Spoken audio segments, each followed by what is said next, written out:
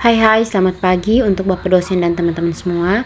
Perkenalkan, nama lengkap saya Mariani Konsita Aplasi dengan NPM 22200045. Tujuan saya membuat video ini untuk mempresentasikan tugas mata kuliah Komunikasi dan Advokasi Kebijakan. Teman-teman semua, dalam kesempatan ini saya diminta untuk menjelaskan isi dari buku yang telah kami beli, yaitu buku mata kuliah Komunikasi dan Advokasi Kebijakan. Di sini saya akan menjelaskan 5 bab dari buku ini. Saya akan menjelaskan secara singkat.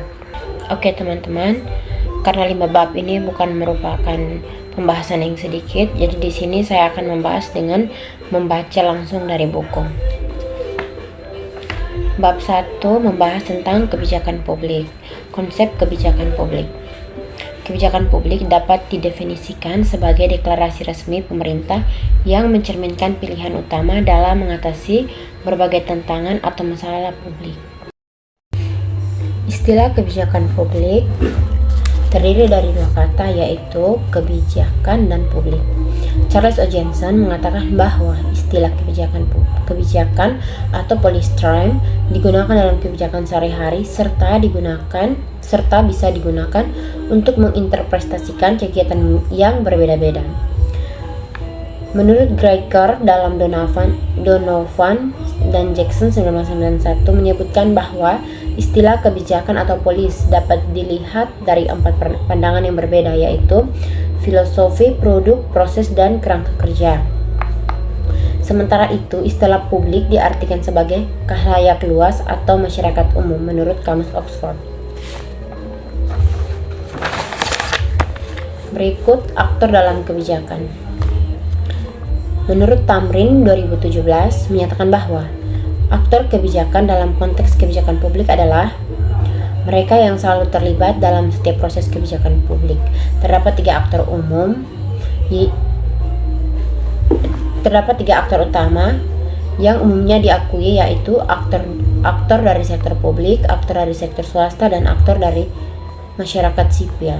Aliran kebijakan publik, aliran kontinentalis dan Anglo-Saksonis.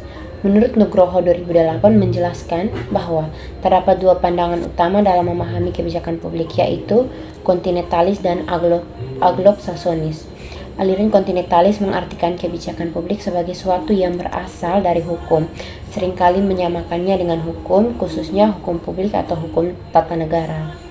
Sedangkan pandangan Anglo-Saksonis menilai kebijakan publik sebagai hasil politik demokratis, dilihat sebagai interaksi antara negara dan masyarakat. Berikut aliran kebijakan publik di Indonesia. Menurut Nugroho 2008 menyoroti tentang kondisi di Indonesia. Secara objektif, pelaksanaan administrasi dan kebijakan publik di Indonesia seringkali disamakan dengan hukum. Dalam bab 2 menjelaskan tentang manajemen kebijakan publik. Menurut Nigro 1980 menjelaskan bahwa sulit untuk membuat batasan yang jelas antara proses pengambilan keputusan dan pembuat kebijakan. Setiap proses pembuatan kebijakan sejatinya adalah sebuah proses pengambilan keputusan. Proses pembuatan kebijakan akan melibatkan serangkaian tindakan yang menghasilkan berbagai jenis keputusan yang diambil guna mencapai tujuan yang telah ditentukan. Oleh karena itu, perumusan kebijakan melibatkan serangkaian proses yang terbagi dalam beberapa tahapan. Dalam hal ini, menurut Ripley 1985 menyebutkan bahwa tahapan-tahapan berikut dalam kebijakan publik antara lain: yang pertama, agenda setting, yang kedua, formulasi dan legitimation, yang ketiga, program implementation, yang keempat, evaluation of implementation, performance and impact, yang kelima, decision about the future of the policy and program. Implementasi kebijakan. Hal terpenting dalam kebijakan publik adalah implementasi kebijakan. Apabila suatu kebijakan telah diputuskan, maka kebijakan tersebut tidak akan berhasil dan tidak akan terwujud jika tidak dilaksanakan, menurut Subianto 2020. Salah satu aspek vital dari implementasi kebijakan adalah efektivitasnya. Menurut Nugroho 2008, menegaskan bahwa terdapat 4 kriteria yang dapat digunakan untuk mengukur efektivitas implementasi kebijakan, yaitu yang pertama, model Van Meter dan Van Horn, yang kedua, model Edward, yang ketiga, model Daniel A. Masmanian, yang keempat, model Gridley. Berikut evaluasi kebijakan. Evaluasi kebijakan pada dasarnya adalah aktivitas yang berkaitan dengan penilaian atau estimasi terhadap substansi pelaksanaan dan dampak dari kebijakan.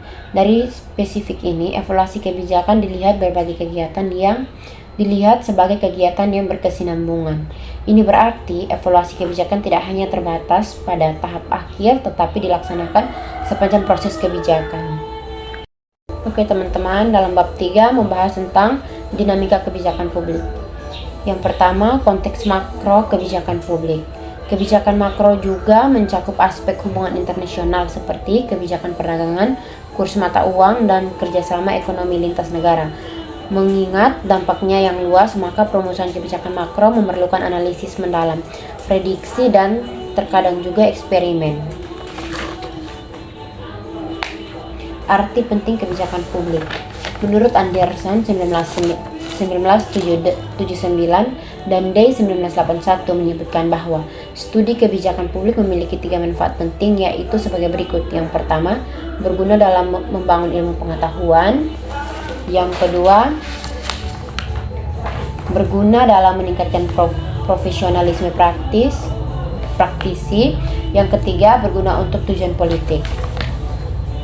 Berikut peran kepemimpinan dalam kebijakan publik. Dalam pelayanan publik, faktor kelembagaan sangat krusial dan berikatan erat dengan kewenangan dan struktur organisasi, meskipun aturan adalah pelaksanaan teknis. Berikut peran kepemimpinan dalam kebijakan publik.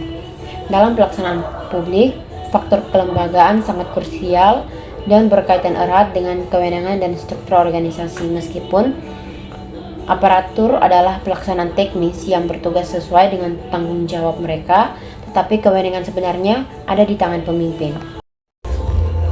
Oke teman-teman, lanjut dalam bab 4 membahas tentang teori-teori pengambilan keputusan kebijakan.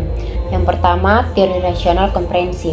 Teori kebijakan ini digunakan untuk proses pengambilan keputusan menurut Islami 1991. Proses pengambilan keputusan yang sepenuhnya rasional harus mengikuti langkah-langkah sebagai berikut.